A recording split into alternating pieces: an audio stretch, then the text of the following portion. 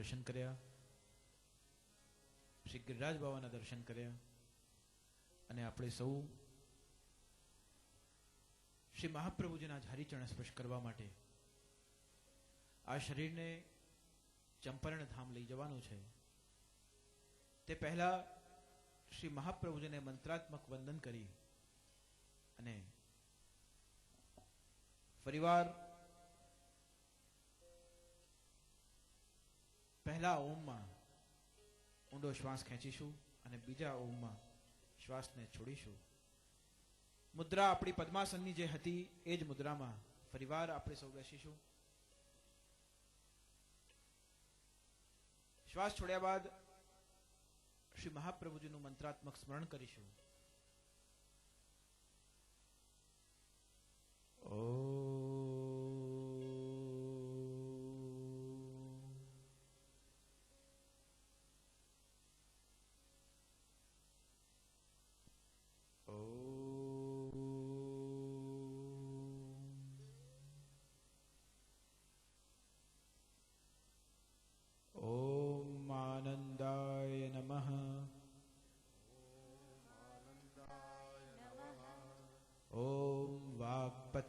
नमः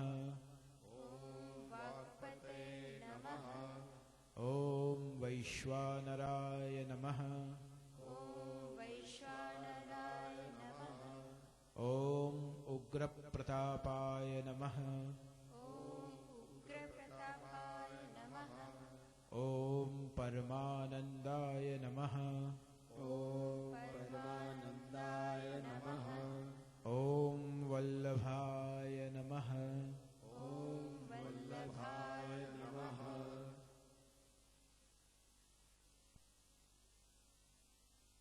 चल मन चल मेरो मन अनंत कहां सुख पावे, जैसे उड़ी जहाज को पंछी पुणे जहाज पे आवे, मेरो मन अनंत कहां सुख पावे. પ્રભુના દર્શન કર્યા બાદ ચિત્ત એકાગ્ર કરીને અંતર્મનની યાત્રા કરવા માટે આંખ બંધ કરી બંને નેત્રોને બંને ભ્રમરોની વચ્ચે સ્થિર કરી બંધ આંખે ઘરેથી સ્નાન કરીને તિલક ચરણામૃત ધારણ કરી ઘરે માથે બિરાજતા શ્રી ઠાકોરજીને જગાડી મુખારવિંદનું દર્શન કરી જીવનની ધન્યતાનો અનુભવ કર્યો. એ અનુભવની સાથે પ્રભુને મંગલ ભોગ અર્પણ કરી ભોગ સરાવી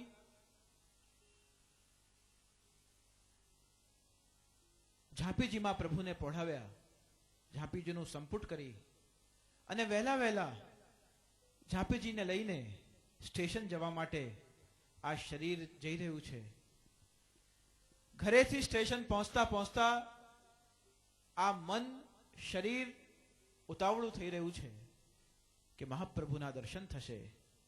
બેઠકજી કેવા હશે, ચંપારણ કેટલું દૂર હશે, કેવી રીતે જવાશે, કેટલા દિવસો લાગશે. પણ એક જ લગ્ની મનમાં લાગી રહી છે કે ત્યાં મારા વલ્લભ બાલ સ્વરૂપે કેવા લાગતા હશે. ગોદમાં ઠાકોરજીને લઈ શરીર ટ્રેનમાં બેઠું છે. મન સર્વોત્તમજીના પાઠમાં મગ્ન બનવા લાગ્યું.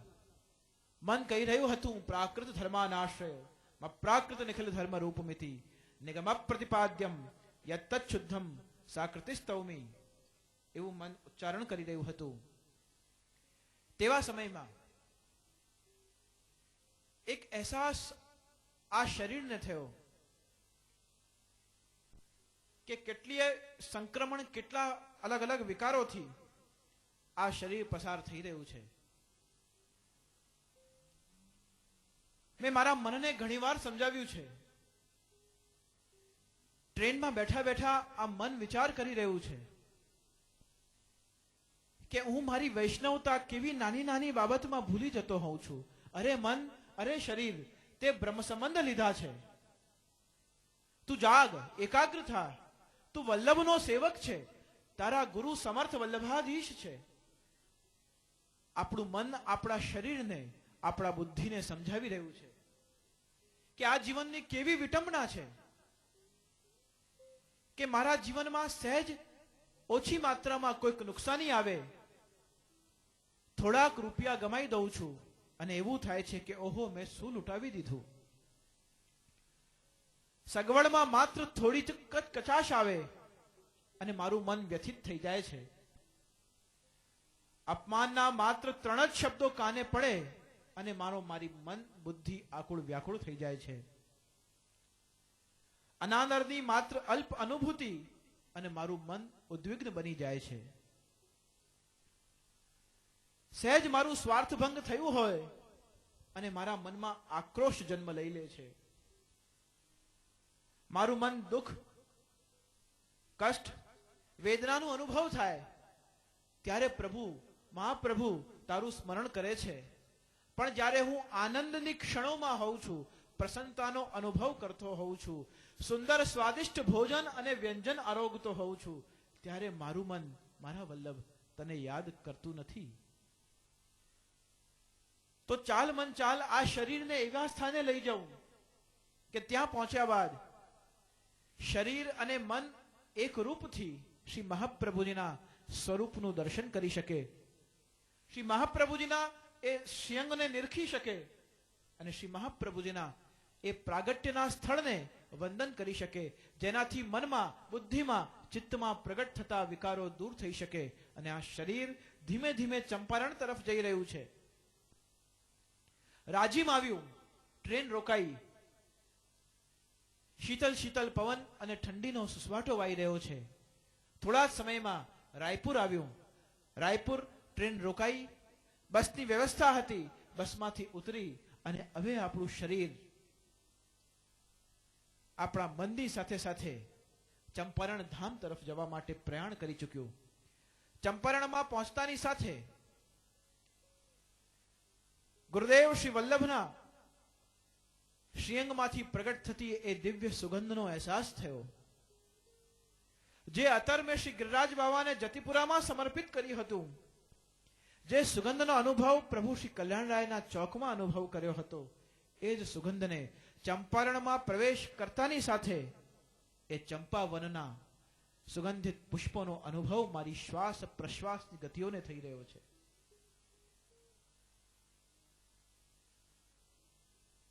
શ્વાસ પ્રશ્વાસમાં એ અનુભવ, એ અનુભૂતિ વલ્લભના શ્યંગના સુગંધની થઈ રહી છે. તે જ સમયમાં ધર્મશાળામાં જઈ દૈહિક કાર્યથી નિવૃત્ત થયો અને આ શરીર સ્નાન કરી, ધોતી ઉપરના રેશમી વસ્ત્ર ધારણ કરી, ચરણામૃત લઈ, તિલક ધારણ કરી, શ્રી વલ્લભ શરણમ મમ, શ્રી વલ્લભ શરણમ મમ, શ્રી વલ્લભ શરણમ મમ કહેતું ચંપારણ ધામમાં આવેલા ચંપારણના પ્રાગટ્ય બેઠકજીમાં આ શરીર પ્રવેશ કરી રહ્યું છે. પ્રવેશ કરતાની સાથે દિવ્ય દ્વાર બનેલું છે. આજુબાજુ ફૂલની, સુગંધિત પુષ્પોની દિવ્ય ક્યારીનો અનુભવ થયો. નિર્મલ અને કોમલ રેણું વ્રજ ત્યાં મારા પગને અડકી રહી છે. ત્યાં તો અનુભવ થયો કે જ્યાંની રજ આટલી કોમલ છે, ત્યાંના મારા વલ્લભ કેટલા સુકોમળ અને કેટલા નિર્મળ હશે. એ રજનો અનુભવ કરતા કરતા આ શરીર શ્રી બેઠકજીમાં પ્રવેશ કરી રહ્યું છે. ત્યારે મન તું ભટકવાનું બંધ કરજે, મન તું ચિત્ત વ્યાકુલ કરવાનું બંધ કરજે, મન તું એકાગ્ર થશે અને બુદ્ધિને તું વિનંતી કરજે કે એ ભટકવાનું બંધ કરી મનને પૂરક બને, ચિત્ત